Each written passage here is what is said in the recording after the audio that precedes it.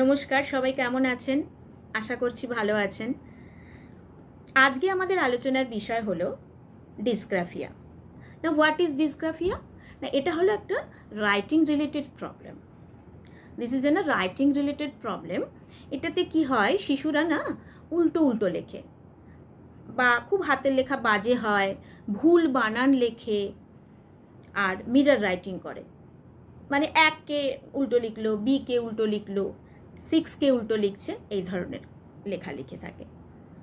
তো এরকম যদি কোনো সমস্যা হয়ে থাকে তাহলে জানবেন যে আপনার সন্তানের ডিসগ্রাফিয়া আছে এবং এটার চিকিৎসার দরকার আছে।